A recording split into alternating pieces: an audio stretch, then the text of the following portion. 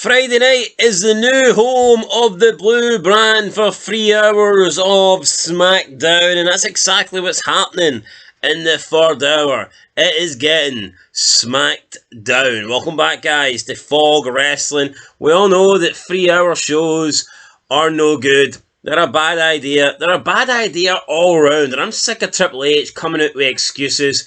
2 hours doesn't give us enough.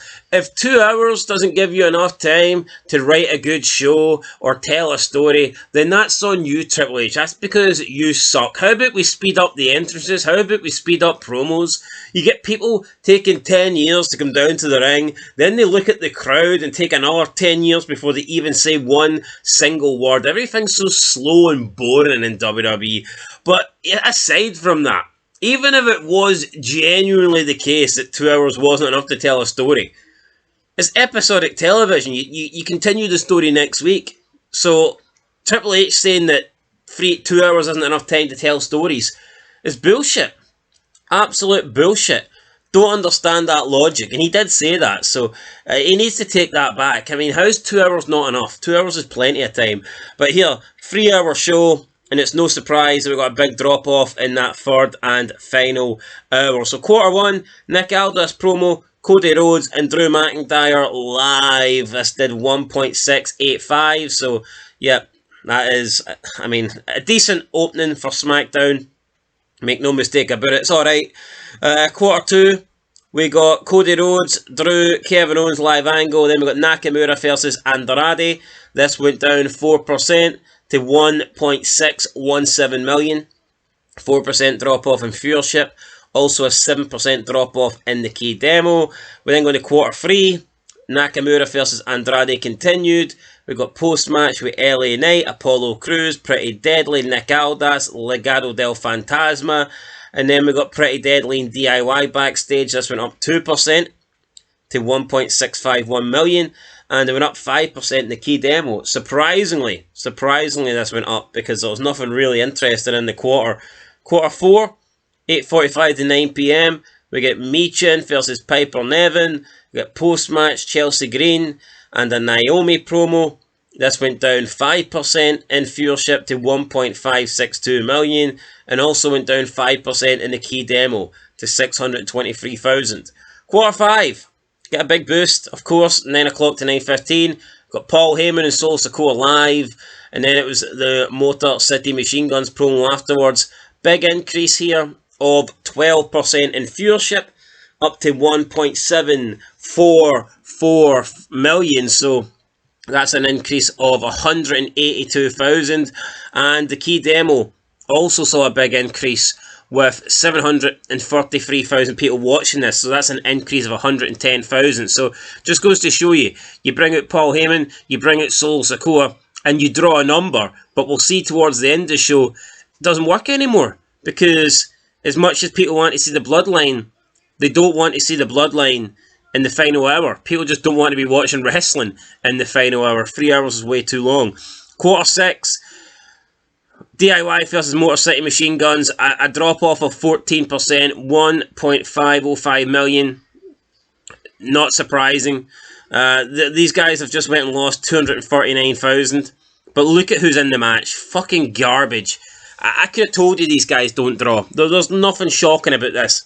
DIY versus Motor City Machine Guns.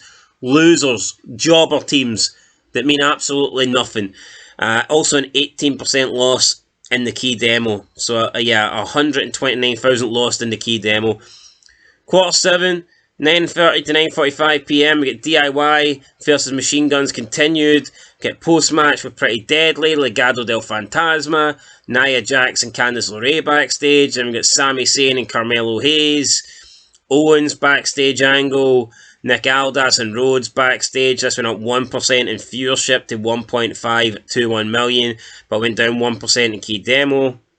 Quarter 8, 9:45 to 10 p.m. You get Nia Jax versus Naomi. Again, down 1% to 1.508 million, and down 2% in the key demo. Quarter 9, Nia Jax versus Naomi continued. Post-match with Tiffany Stratton cashing in. Again, another loss here. I mean, this is bad. You get Tiffany Stratton cashing in the briefcase and it's getting a loss in viewership. Is what it is. So yeah, down to 1.5 million. We then go into quarter 10, 10:15 to 10:30. Roman Reigns and Solo Sikoa video with LA Knight backstage, and I look at the drop off here. 10% loss. That's insane. And this is a quarter that featured Roman Reigns and Sikoa and LA Knight. 1.345 million. Big loss there. 155,000 people tuning out from quarter 9 to quarter 10. 9% drop off in the key demo as well. We then go into quarter 11, 10:40 to 10:45, and you get a slight 1% gain where it goes up to 1.359 million. Up, what's that, 14,000 in total. But then you go into quarter 12, the ending of the show. It's the original Bloodline versus the Bloodline Continued, and there is a 5,000 fewer loss here, despite no ad break. So, not good, and a 2% loss in the key demo.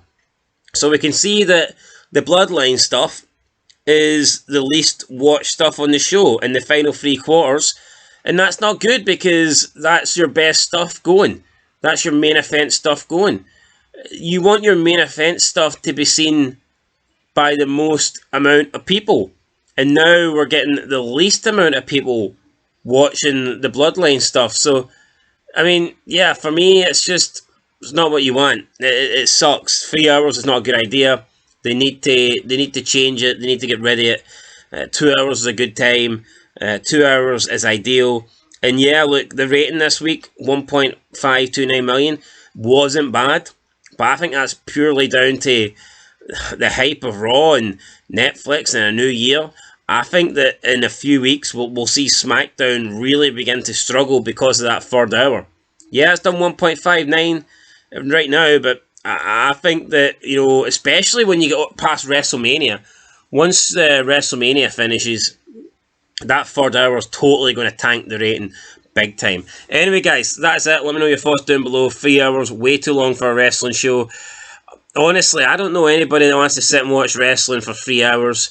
I mean, the odd show, maybe, yes, like a special show, if it's like a 30th anniversary or something like that, or a 1,000 episode edition, then absolutely give us 3 hours in and we'll sit and watch it. But every single week, does wrestling shows need to be 3 hours? We're going to be getting 3 hours on Netflix, and we're going to be getting 3 hours on the USA Network on Friday nights. It's just, for me, it's too much. I don't think we need 3 hours, and I hope that this changes, and 2 hours for me is the prime time, the ideal time for a wrestling show.